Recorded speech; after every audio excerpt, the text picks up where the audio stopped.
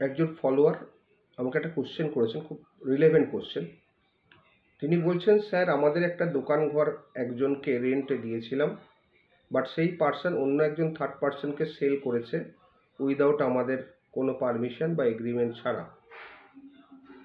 এখন ঘর ছাড়া কথা বললে ঘরও ছাড়ছে না, উল্টে হুমকি দিচ্ছে, ওই থার্ড পার্সনের কোনো রেন্টও দিচ্ছে না মান্থ।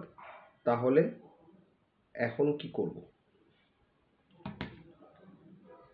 দেখুন, এটা স্পেসিফিক সাবটেনেন্সির কেস, কিন্তু সাবটেনেন্সি বললেই তো হয় না, সাবটেনেন্সি প্রুভ করা কিন্তু খুব শক্ত। আপনাকে দেখাতে হবে ও এক্সক্লুসিভ পজিশানে আছে এবং সেখানে টেনেন্ট থাকছে না বা টেনেন্ট অন্য জায়গায় থাকে, এবং যে সাবটেনেন্ট তার কোনো ডকুমেন্টস ওই ঠিকানায় আছে। সাবটেনেন্ট ওখানে ব্যবসা করছে রেগুলার বেসিসে, ব্যবসার কাগজপত্র, ট্রেড লাইসেন্স সেই নামে আছে। এটি যদি দেখাতে পারেন তাহলে সাবটেনেন্সি গ্রাউন্ডে আপনি জিতবেন।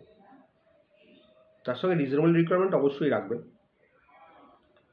মামলা করতে হলে সাধারণত সাবটেনেন্টকে পার্টি করার দরকার পড়ে না সাধারণত। তবে আমি যেটা বলি, যেটা আপনি দেখছেন সাবটেনেন্সি ওখানে বসে আছে, তখন আমার মতে বলে দুজনকেই পার্টি করে দেওয়া উচিত, টেনেন্ট এবং সাবটেনেন্ট। এতে ভবিষ্যতে অনেক সুবিধে হয় ডিগ্রি এক্সিকিউশনের সময়,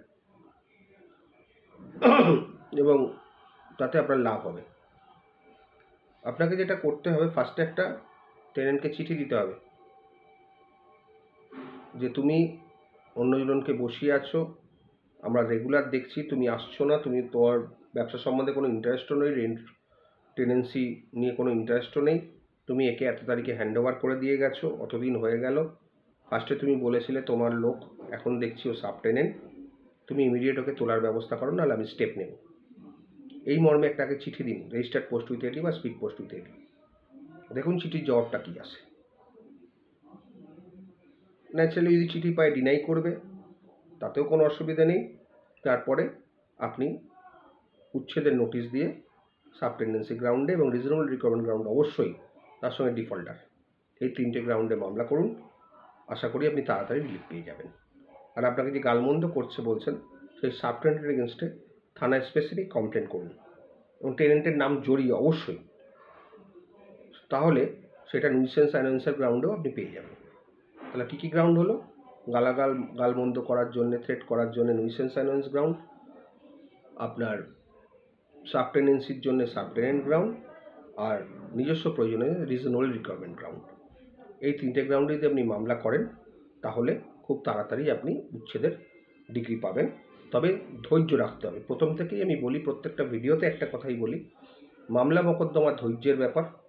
ধৈর্য এবং অর্থ, এই দুটো চাই। ধৈর্য আছে অর্থ নেই, অথবা অর্থ আছে ধৈর্য নেই, কোনোটাই চলবে না। হ্যাঁ, গভর্নমেন্টের অনেকগুলো স্কিম আছে, যাদের অর্থ নেই তারা লিগাল এড সার্ভিসে যোগাযোগ করলে তারা উকিল প্রোভাইড করেন এবং মামলা লিগাল এডই আপনার তরফ থেকে লড়বে। তবে একটা যেটা কথা বলতে পারি আমি, যে সরকারি হাসপাতাল আর নার্সিংয়ের মধ্যে কিন্তু পার্থক্য আছে। লিগাল এড থেকে যাদের প্রোভাইড করে সেটা হয় সরকারি হসপিটাল, আর প্রাইভেট লয়ারের কাছে গেলে সেটা হয় নার্সিংহোম। যদিও খারাপ ভালো সব জায়গাতেই আছে, এটা আমি একটা জেনারেল রুল বললাম, এক্সেপশান অবশ্যই আছে। অর্থ ছাড়া কিছু হয় না, কম হোক বেশি হোক। কারণ একটা লয়ার, তিনি নিজেও লেখাপড়া করেছেন, প্রচুর অর্থ ব্যয় করে লয়ার হতে হয়েছে, সুতরাং তার প্রাপ্য ফিস তিনি নেবেন। আর লিগাল এডে গেলে লয়ারের ফিস হয়তো আপনাকে দিতে হবে না, লিগাল এডই প্রোভাইড করবেন, কিন্তু সেক্ষেত্রেও একটা স্যাটিসফ্যাকশানের ব্যাপার থাকে।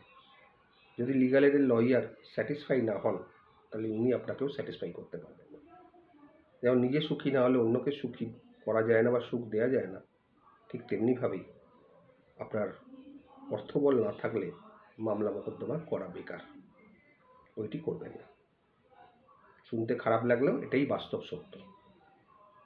আশা করি ভালো থাকবেন এবং চিন্তা ভাবনা করে কাজ করবেন। তবে গ্রাউন্ড যেগুলো বললাম সেগুলো করতে পারলে কিন্তু আপনার অবশ্যই ভালো হবে। ভালো থাকবেন।